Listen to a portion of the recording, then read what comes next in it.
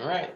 Okay, hey, Ryan Hartman here with Bond Street Mortgage. I have my brother Eric here as well, and what we want to talk about is how to use the home style renovation and FHA 203K financing programs to buy, finance, and profit profit big from your first fixer-upper. And Eric, before I let you start talking, the key point here that we were just talking about is that most first-time buyers and even second or third-time buyers can leverage these programs, but they just don't. A lot of people don't know about them. A lot of realtors don't really want to deal with them, but these are tremendous opportunities for people to buy a house and have equity fast and set themselves up for long-term wealth building.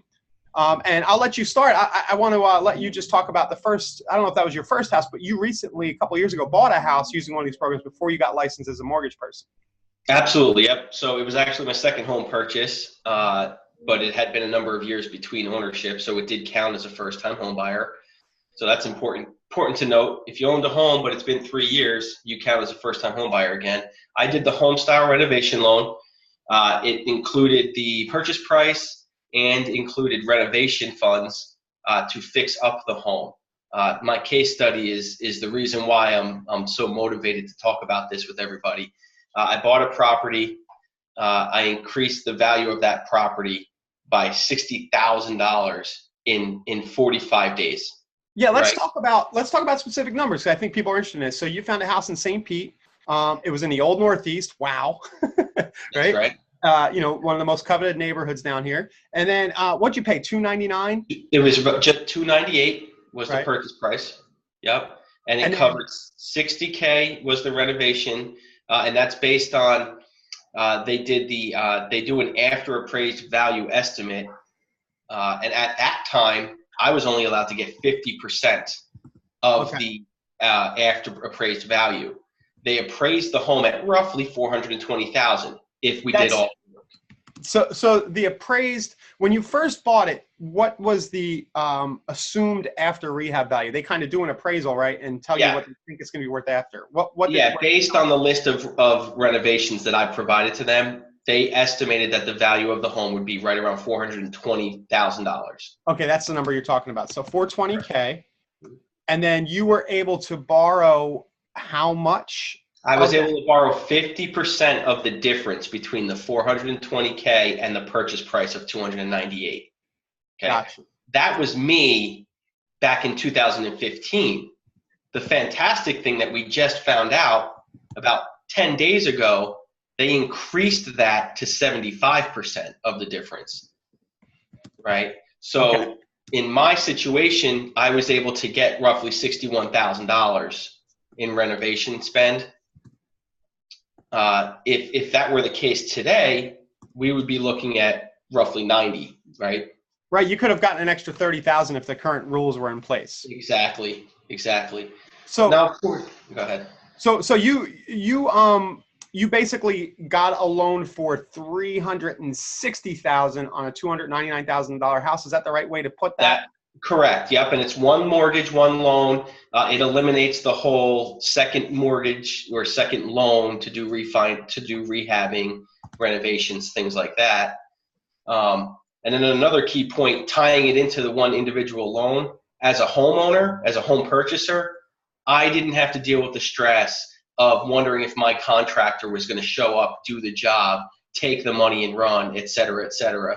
It was tied into the loan. The general contractor had direct line of contact with the mortgage lender, and the mortgage lender was the one responsible for all payments. So it was completely out of my hands. I had nothing to worry about. Okay. I said haggled about the money, but I think people know what I mean there. The contractor was basically motivated to finish the specific phases of the project so that they could get paid, where people hear horror stories about maybe contractors not finishing or not showing up. In this case, your contractor is going to want to, because they're not going to get paid. Exactly right. Most contractors ask for 50% up front or some bulk portion up front, and sometimes they'll just take the money and run. In this situation, going through any of these programs, the 203K or the home style renovation, it's phased money. You only get a certain allotment, and you won't be given more until you complete something. So there's no advantage to a contractor to take this work without actually wanting to do the job. Okay, so let's finish your case study, and then we'll get into the brass tacks of these programs. But I want to give people an idea. What did you end up doing? I think you lived in a house for a while, and then you decided for whatever reason to downsize or move to a different neighborhood. But what did you sell the house for? Right. So here's what we did. Purchased the home June 2015. Put the 60. Now there's a 10. They add 10% in renovation. So I was going to get 60,000.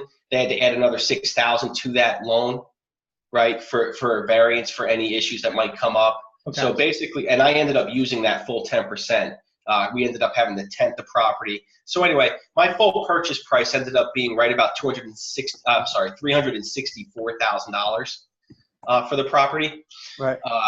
It took us. We moved in and were able to live in the property on August 25th, I believe. So it took us about 6 to 7 weeks to do the work.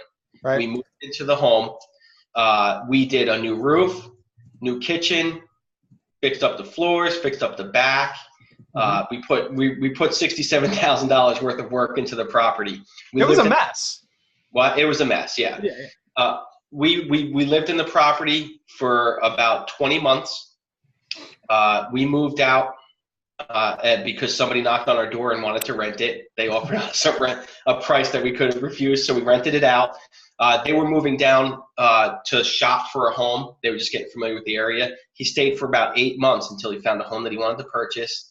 So in all total, it was roughly exactly 2 years from the day I purchased it to when I listed the home for sale. We listed the home for sale in May, and we closed on June 15th of 2017, and the purchase price of the house was $425,000.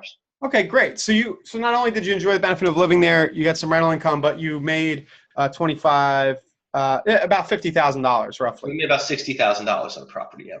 Great. So the flip of that now, this is a pretty healthy market, and there was probably some natural appreciation over that time. But that natural appreciation of values didn't match that 60,000.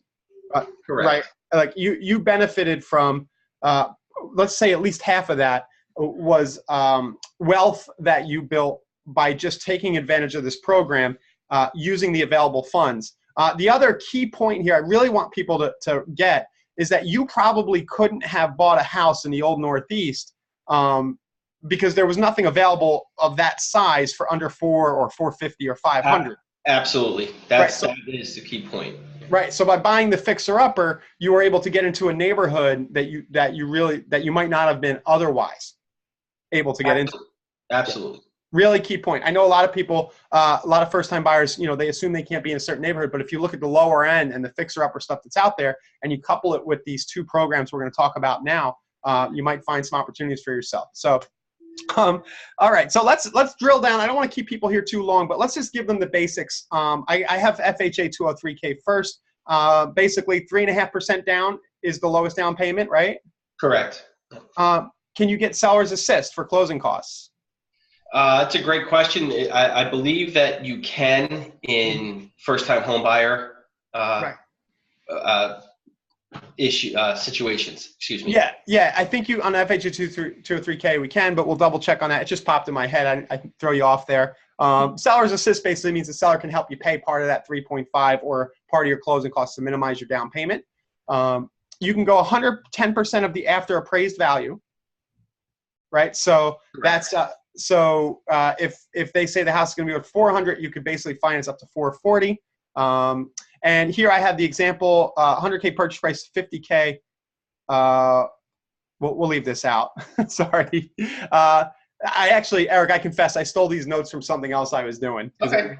Well, that's a good, it is good reference. 110% in that situation, you had $100,000 purchase, 50,000 renovation, you would be able to actually go like 160. Right. Right. Max loan limits. Let's talk quickly about these. There are regional limits on the maximum sale price, right? And that just varies by state and county. Correct. And this is the reason why 203K wasn't available for me. My county limit for a purchase price was well below the value of the home that I was trying to buy. But you were eligible for home style renovation. Absolutely, 100%. Interesting. Yeah. Okay. Yeah. Mm-hmm. Property types allowed. This is really interesting to me because one of my favorite approaches when I talk to first-time home buyers is to recommend that they consider a multi-unit property so they can get the rent from the other unit to help pay for the mortgage, which is something you ended up doing. That's correct, yes. Yeah, so you are allowed to buy a multifamily property with the 203K, and I think with the home style reno too, right? Absolutely, yep. Yep. You are. Okay. Now, we have some technical stuff here. You need to meet self-sufficiency test. Basically, you can use the rental income from a multifamily to help increase the qualification on the mortgage. Yeah, what I would say, what I would recommend is anybody interested in doing the investment side like that, probably just reach out to us and we'll discuss that in depth, right? Yeah. Okay. So let's get, who does the work? This is with a fixer-upper. People are so concerned, how am I going to do this? They're going to be stressed out. But you're not extremely handy, right? No. You took on this huge fixer-upper. Basically, a contractor who knew what they were doing did all the work, right? Absolutely. So basically, there are inspections that happen. You need to have a licensed contractor, and the contractor kind of works according to a plan that has come up with between them and the mortgage company. Is that a fair way to say that? That's exactly right. And there are regular inspections. The mortgage the lending partner will send out inspectors to verify work is done, things like that. Okay, yeah, and this is the key point here. As work is completed and as it's approved, there are draws and the contractor gets paid. This is actually a very good thing because it motivates the contractor, as we said earlier. And then we'll talk briefly, there is a streamlined kind of easier process with 203K that a lot of people take advantage of that requires a little less work on the appraisal and inspection side. Correct. Yeah. It's just an alternative product just to try and get people in and out quicker. Cool. Let's see here. Give me a second here. I lost my drawing tool. Here we go. I couldn't use my mouse anymore because I drew stuff. Well, one note while you were staying there. Yeah. You can see right there as we move on to the home style renovation loan, the LTV of 95%. That's also an update from last week. It's now 97%. Oh, cool. So yeah, that's a good. So you can put 3% down on a home style reno. Right, and that would be for the 1 unit principal residence. Okay.